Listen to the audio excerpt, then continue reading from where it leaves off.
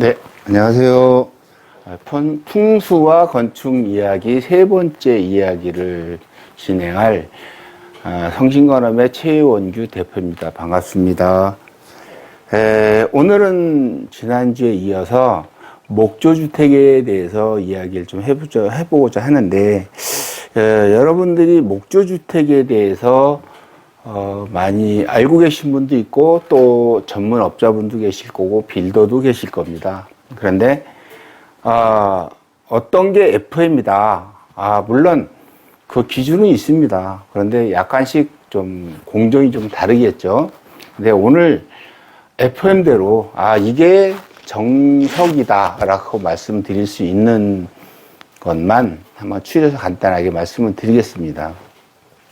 보통 목조주택을 짓는다 하면은, 조금, 기후 차이가 많이 나지 않는 곳에서는 2x4 골조를 많이 써요. 미국에서도 마찬가지입니다. 남쪽, 미국도 북쪽에서는 2x6를 쓰고, 남쪽에서는 2x4 골조를 많이 씁니다. 그래서, 미국에서 보면은 허리케인, 토네이도라 그러죠. 보면 집이 통째로 막 날아가는 그런 경우가 있는데 그게 목조주택이기 때문에 콘크리트는 그런 일이 없겠죠. 목조주택을 주로 많이 짓기 때문에 그런 경향이 있고요. 도심을 중심으로 한다면 목조주택이 없어요. 도심엔 대부분 콘크리트로 주로 많이 하겠죠. 철골조나. 근데 이제 전원으로 나가고 야외로 나가게 되면은 거의 99%가 목조주택으로 짓고 있습니다. 네. 그래서 보통 우리가 목조주택 하면은 이 골조를 얘기를 하는데 이게 2x6 골조입니다. 2x4 골조는, 요거 얇겠죠? 80mm니까 이거는 지금 140mm입니다. 그렇기 때문에 이게 골조가 90% 이상이 되는 게 목조가 90% 이상 돼야지만 목조주택이라고 얘기하는 거고, 여기에 미리 내가 이제 단열재를 쌓아놨어요. 이건 수성 연질 폼입니다. 이제 여기 140mm로 이렇게 단열재가 들어가 있죠. 들어가 있고, 이게 기본 골격이 되는 것이고, 단열재가 기본적으로 기본 단열 베이스가 되는 겁니다. 여기에 이제 밖으로는 OSB 11T가 붙겠죠. 이렇게 11T가 붙죠. 그러면 이거 외골조입니다. 이게 외골조고, 거기에 타이백이 붙겠죠. 방습지 타이백이 이렇게 붙습니다. 그 다음에 붙는 게 보통 사이딩, 흔히들 말하는 이 사이딩이 붙는다든가 이렇게, 좀 혼자 하려니까 힘드네요. 이렇게 돼 있고, 그 다음에 사이딩이 이런 식으로 붙습니다. 도색을 하겠죠. 근데 몇 년 전까지는 이렇게 많이 했어요. 근데 지금은 이런 걸 많이 안 쓰고, 시멘트 사이딩을 많이 안 쓰고, 흔히들 이 위에다 스타코나 케뮤 사이딩이라고, 그래서 징크 판넬이나 이런 걸 많이 씁니다. 근데 저희 같은 경우는 이제 다시 요거는 이제 외부고, 이제 내부로 이렇게 들어와서 보면은 내부 같은 경우는 이거는 11T지만 내부에는 8T OSB가 붙습니다. 8T OSB가 이렇게 붙고, 그 다음에 속고, 방화속고죠. 속고보드가 하나 붙고, 그 다음에 내장 속고가 하나 더 붙습니다. 이렇게 붙어서 여기 내장 속고 위에 원하는 나무든 벽지든 마감을 치게 되는 겁니다. 이 상태에서 다시 밖으로 나가 보면은, 밖으로 딱 나가 보면은 이 상태에서 보통은 여기에다가 방습지를 대고 케뮤 사이딩, 이게 세라믹 사이딩이라 그러죠. 세라믹 사이딩이나 스타코나 사이딩이나 목재 사이딩이나 마감을 치게 됩니다. 자, 그런데 이게 외골조라 그랬잖아요. 내골조가 아닙니다. 외골조입니다.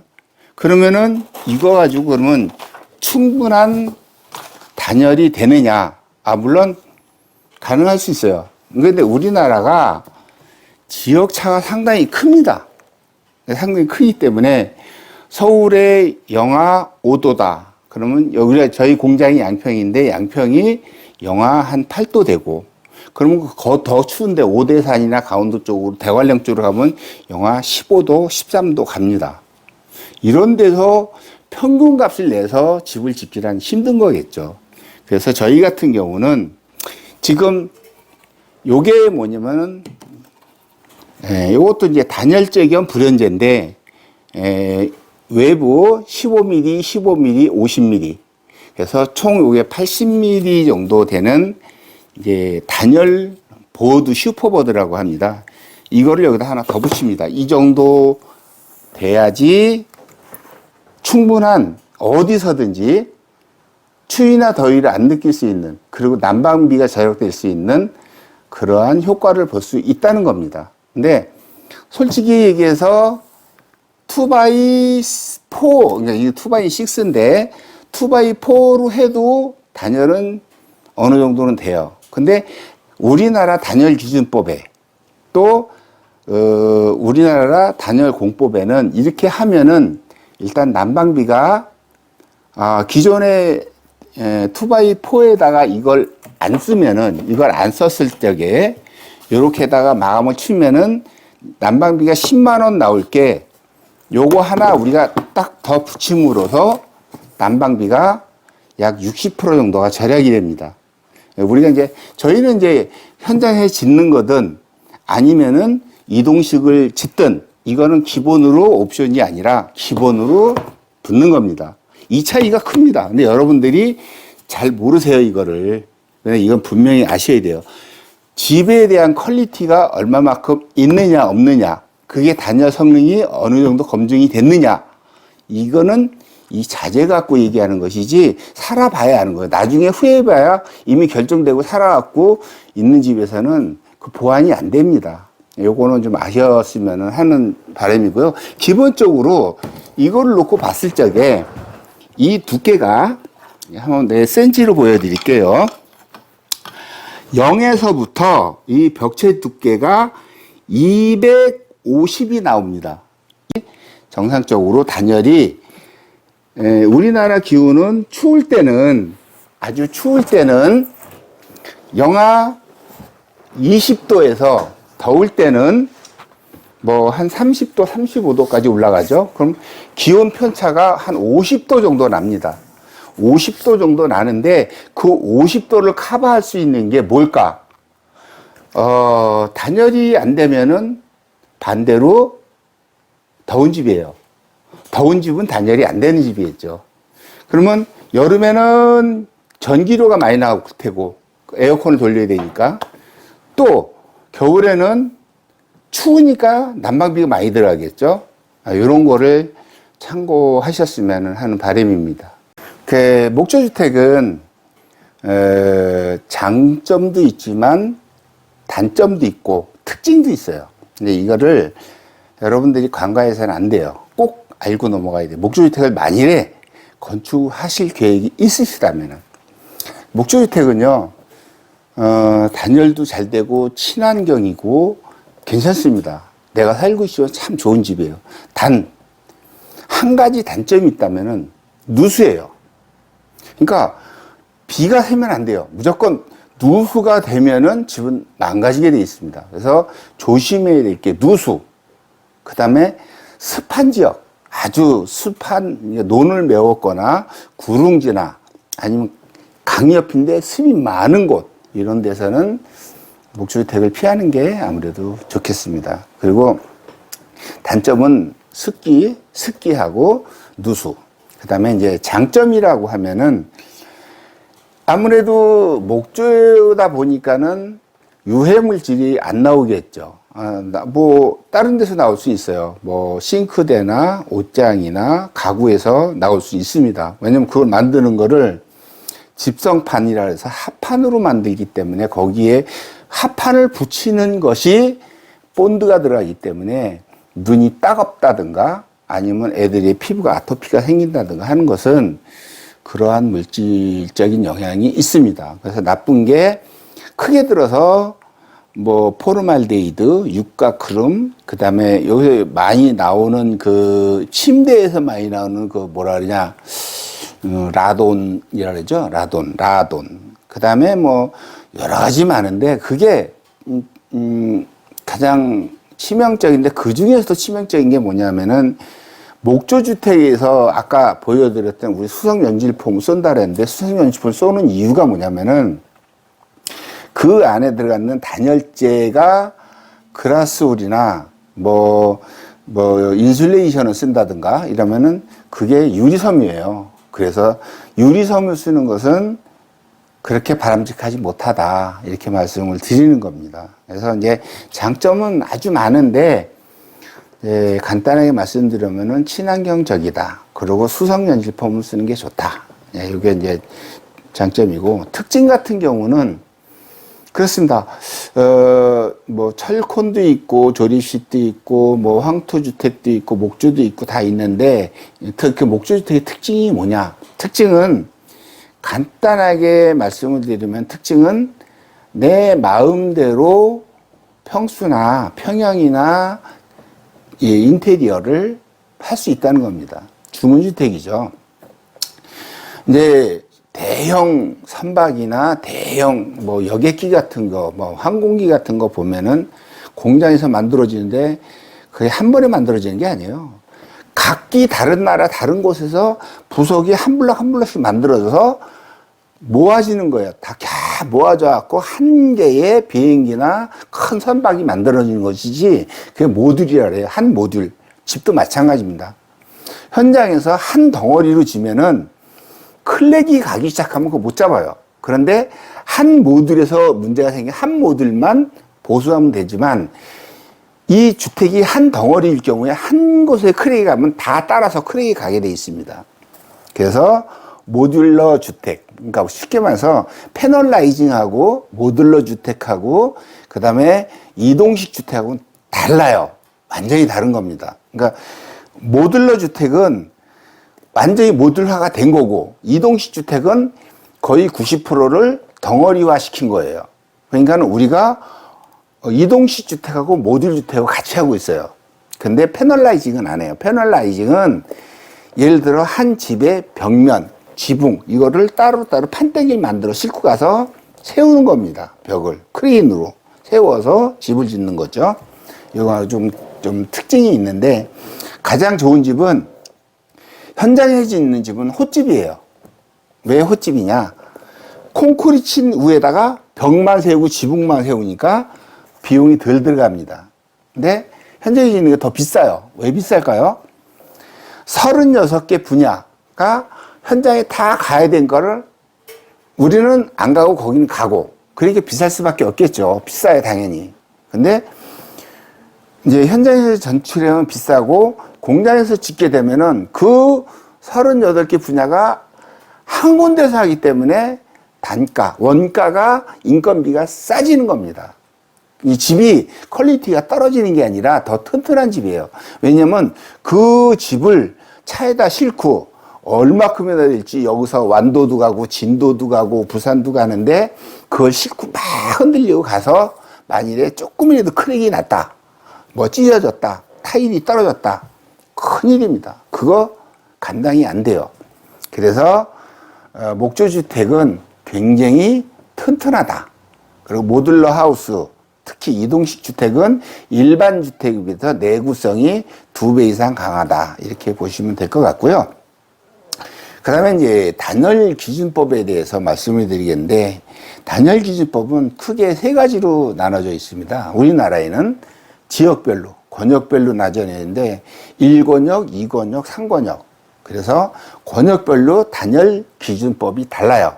그거는 이제 어느 내 지역에 속해 있느냐에 따라서 인터넷에 치면은 그 지역의 단열 기준법이 나옵니다. 거기에 맞춰서 건축을 하셔야 되는 거고, 저희가 그 지역에 맞는 건축을 또 해드릴 거고요. 근데 이제 네 번째가 뭐냐면은 이제 내진 설계인데, 우리나라는 다른 나라에 비해서 지진이 그렇게 많지 않습니다. 그래서 내진에 대한 걱정은 그렇게 안 하셔도 될 것 같은데, 그래도 모르기 때문에 내진 설계를 하는 게 좋다라고 봤을 적에 이렇게 보시면 돼요. 10층짜리 건물이 있는데 무거운 것들, 콘크리트나 무거운 것들이 흔들린다고 하면은 가벼운 게 흔들리는 거하고 무거운 게 흔들리는 거하고는 다르겠죠. 무거운 게 흔들리면은 지진이라는 게 좌우도 있지만 상하도 있습니다. 그래서 내진 설계에서 이제 유튜브 영상 보면은 목조주택 내진 이제 유튜브 영상이 있는데 보시면 아실 거예요. 근데 10층짜리 건물이 진도 9에 흔들어요.